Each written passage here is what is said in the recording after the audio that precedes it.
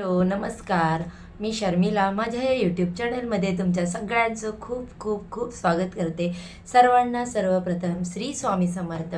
तर आजच्या या आपल्या व्हिडिओमध्ये मी तुम्हाला महाशिवरात्री निमित्ताची माहिती म्हणजे महाशिवरात्रीला कोणी उपवास करायचे, कोणते कोणते नियम पाळायचे, तसेच यामध्ये कोणत्या प्रकारचे आपल्याला त्या दिवशी व्रतवैकल्प करणार आहोत त्याबद्दलची जी माहिती आहे ती आपण आज या व्हिडिओमध्ये पाहणार आहोत.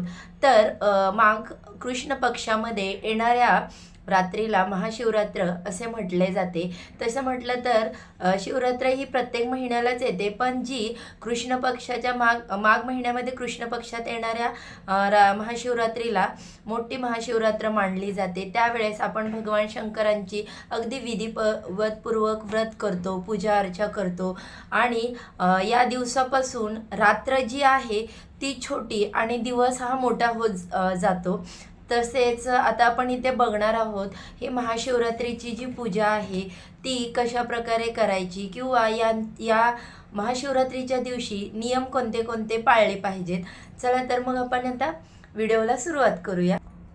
यावर्षी 8 मार्चला महाशिवरात्र योग आलेला आहे. तर या महाशिवरात्रीच्या दिवशी काय काय करायचं, तर सर्वप्रथम सकाळी लवकर उठून स्नान करायचं. तर आंघोळ करताना स्नान करताना त्या पाण्यामध्ये काळे तीळ किंवा पंचजल आपल्याला टाकायचं. त्यामुळे काय होतं तर आपल्या मागे जे कोणते पितृदोष असतील किंवा जे काही आपल्या दोष लागलेले असतील आपल्याला ते नाहीसे होतात किंवा कमी होण्यास मोठ्या प्रमाणावरती मदत होते. म्हणून सर्वप्रथम आपण जी आंघोळ करणार आहोत त्याच्यामध्ये या 2 गोष्टी टाकायच्या.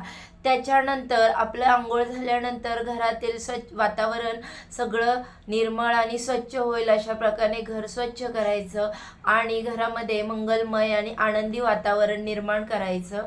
म्हणजेच काय तर देवपूजा करायची आपली रोजची असेल ते सगळे विधिवतपूर्वक. तसेच घरामध्ये शांतता आणि मंगलमय वातावरण निर्माण करायचं. म्हणजे नक्की काय करायचं तर या दिवशी महाशिवरात्रीच्या दिवशी घरामध्ये कोणताही कलह होता कामा नये किंवा कोणाशी वादविवाद करता कामा नये.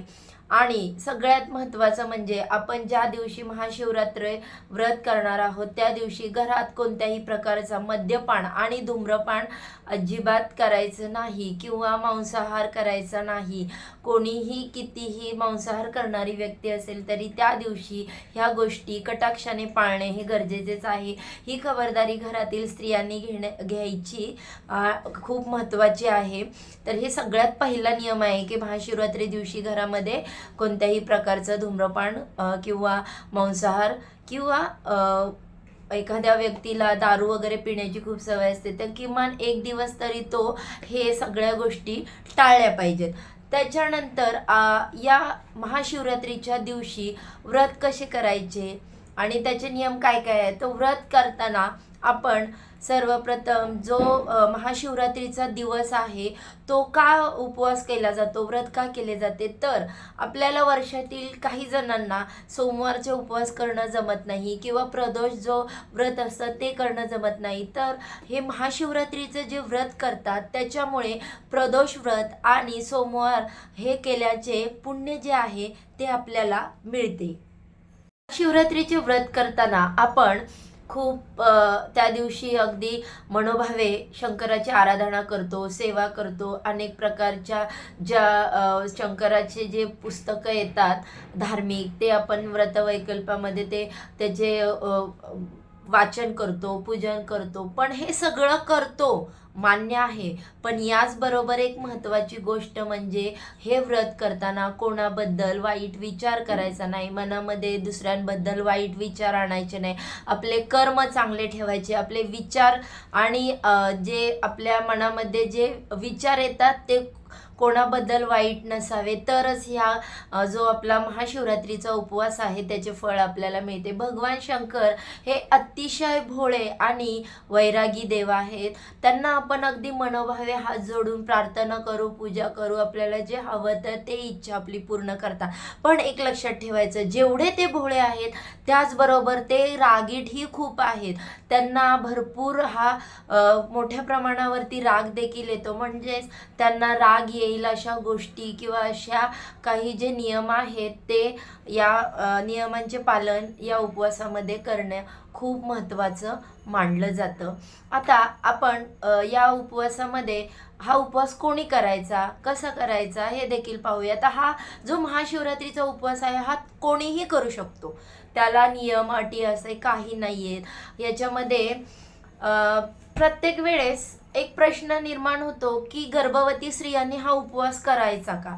हो, तर आता हा प्रश्न निर्माण झाला तर याची उत्तर देखील मी तुम्हाला आज इकडे देते की गर्भवती स्त्रियांनी 7 महिन्यानंतर 7वा महिना संपलेला असेल, बाळाची चाहूल लागलेली असेल किंवा आपल्याला ते समजत असेल तर हा उपवास करणं काही गैर नाही. म्हणजेच तुम्ही उपवास करा पण भरपूर फलाहार घ्या. उपवासाचं जे काही आपण उपवासाला खातो ते खा, दूध दही खा. आता खिचडी जास्त प्रमाणात नका खाऊ कारण खिचडीमुळे ॲसिडिटी होते, त्यामुळे बाळाला देखील त्रास होऊ शकतो.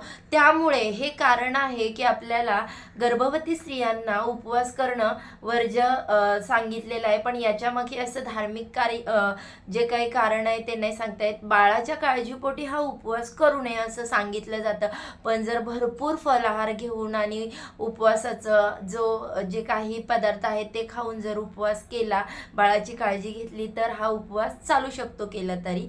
आणि अजून एक की आपल्याला असं म्हटलं जातं की बऱ्याच वेळा सांगितलं जातं, आम्हालाही प्रेग्नेन्सीत हे बऱ्याच वेळा आम्ही अनुभवलं आहे किंवा सांगितलं गेलेलं आहे की प्रेग्नेन्सीमध्ये शंकराच्या मंदिरात जायचं नाही. त्यामागचं कारण काय माहीत नाही, फक्त म्हणायचं की शंकराच्या मंदिरामध्ये जायचं नाही. तर त्यामागे कारण हे आहे की शंकराच्या मंदिरामध्ये पिंडीवरती नागाचा फणा असतो आणि हा जो नाग आहे त्यांची दृष्टी आपल्या गर्भाशयावर पडली तर आपल्याला कालसर्पयोग हा लागू होतो. त्याच्यामुळे गर्भावस्थेमध्ये आपण शंकराच्या मंदिरात जाऊ नये असं आपल्याला अनेकदा आपल्या आजीकडून, आईकडून, मावशीकडून, काकीकडून किंवा आपल्या अशा जवळचे जे मोठे व्यक्ती आहेत त्यांच्याकडून सल्ला दिला जातो.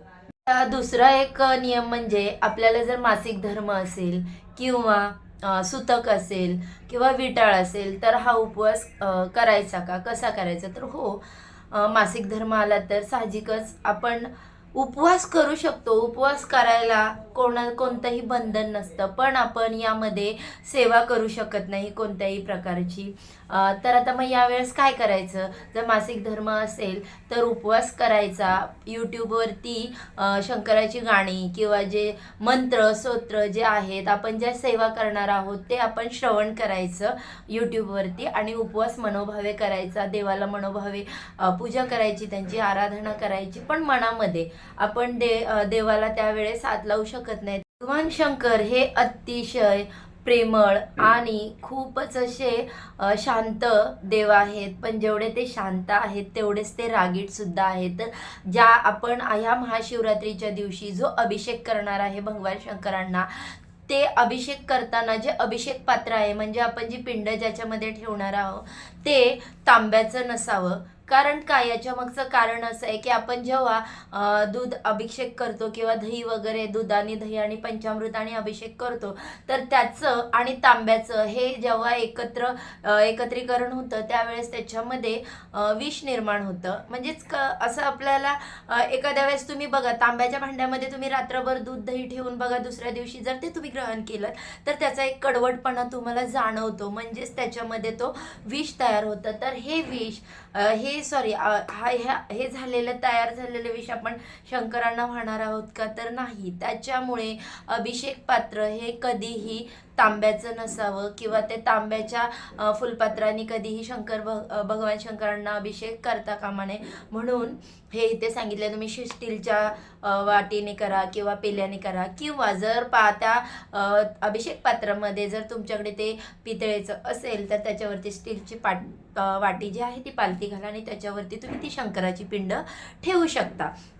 आता हे झालं. त्याच्यानंतर आपण भगवान शंकरांना जे बेलपत्र वाहतो ते कसं व्हायचं? तर बेलपत्राची 3 पाने असावीत. ती कधी कुरतडलेली नसावीत, तुटलेली नसावीत आणि ही पाने अगदी व्यवस्थित असावीत. त्याच्यानंतर त्याचा दांडा खोडायचा आणि ही 3 पानं आहे जी ती पालती देठ भगवान शंकरांच्या साईडला करून अशी पिंडीवर आपण व्हायची. भगवान शंकरांना कधीही तुळस व्हायची नाही, ती वर्ज्य आहे त्यांच्यासाठी. ते वैरागी देव आहेत, त्यामुळे तुळशीचा आणि त्यांचा काही संबंध येत नाही. तसेच भगवान शंकरांना कधी हळदी कुंकू व्हायचं नाही. त्या भस्म किंवा मग ते म्हणतात ना चंदनाचा टिक्का हा लावला जातो. हळदी कुंकू कधीही लावायचं नाही. त्याचं कारण हेच की ते वैरागी देव आहेत, त्यांना भस्म मोठ्या प्रमाणावर प्रिय आहे, त्यामुळे त्यांना भस्म लावला जातो. तर आपण आता या व्हिडिओमध्ये सगळ्या प्रकारचे नियम पाहिले, अभिषेक कसा करायचा पाहिला, त्याच्यानंतर आपण जे जे काही आपले प्रश्न आपल्याला निर्माण होतात त्याबद्दलची उत्तरे पाहिली. तर आपल्याला हा आजचा व्हिडिओ कसा वाटला